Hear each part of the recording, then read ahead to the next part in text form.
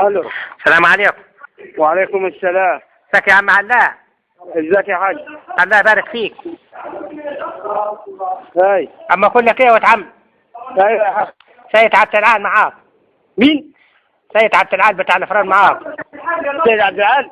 ايوه اما اقول لك ايه، والنبي سيد عندك اخوك سيد عندك؟ لا. امال فين؟ انا ببيت وهو ببيت. طب الوقت ده في خلطه جايه منه الوقت، شكوى جايه منه. مين؟ في شكوى جايه منه الوقت يا حم علاء. شكوى جايه منه؟ ايوه خد اشترى مني تشيتي الوقت وضحك عليا. اشترى مني تشيتي واشتراه رخيص يا ولد عمي، والتشيتي كان بالع خاتم من البت وهي عم تعرف واقع الختم في المخول بلع التشيتي. وما عرفش يتابعه ولا وتاه فين دلوقتي وانا عايز الخاتم الله يخليه. طب يعني هو دلوقتي احنا خدنا الجدي. احنا اشترينا الجدي ده. على حسك انا ما سامحش وتنتكيله يا ولد عم. اما اقول لك احنا اشترينا الجدي مش عرفنا ان هو كان ذهب. ده وقع من البت انا ما عرفتوش الا لما بعت التشيتي والله العصير.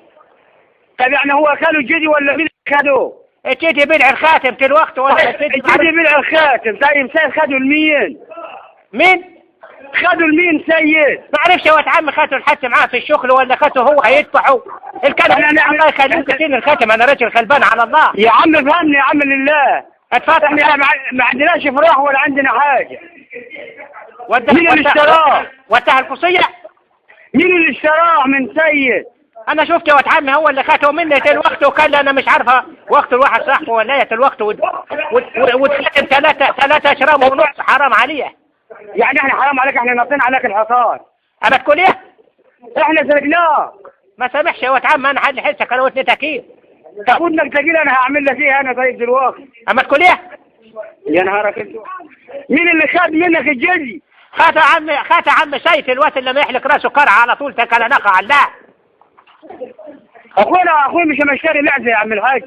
اما اللي اشترى لمين الوقت ده خاتم ب 250 جنيه تيجي على كيفك، بس هو لما بلع الخاتم كان بطلان شوي. هي المرأة حكمت عليك يا. نعم. هو خده كان هو ومين؟ معلش كان معاه عيل صغير خد على الشحش ومشى. مين الكلام ده؟ خد عشية في العشاء. طب وانا مين اداك الرقم ده عشان تتصل علي انا واخويا مش بكلم؟ مين اللي ده؟ لا الثاني جمال ثابت. مين؟ جمال ثابت. فين جمال ثابت ده؟ جمال ثابت اللي كان عند بيت دكان حامل محمد سيد، هو اللي تعاركنا مع بعض فيه نصلحنا في البيت، وبعدين المرة قالت لي لازم تتصل عليه. اداك رقم انا؟ ايوه كان هو اخوه علام ده هو اللي يحل معاه.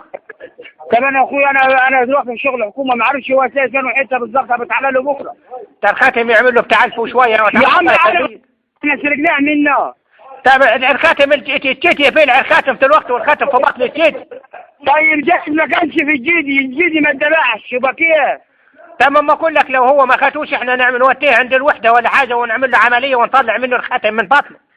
يا عم بتعالى الصبح. اتي لك الصبح فين يا عم المعلمه؟ احب افك راسك حل لي المشوار تاني. طب انا مش فاضي يا عم، انا في شغل حكومه دلوقتي. حكومه فين انت يا ولد عمي؟ انا عارف، انا اقول له هو اللي مديك الرقم ده قول له ده شغال فيه.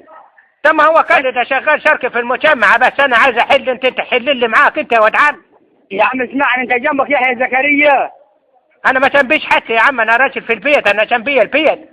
طب وانا جنبي الحصان. طب انت تقدر تكلم اخوك يا ولد عم عشان نقدر ناخذ الخاتم من الجيت.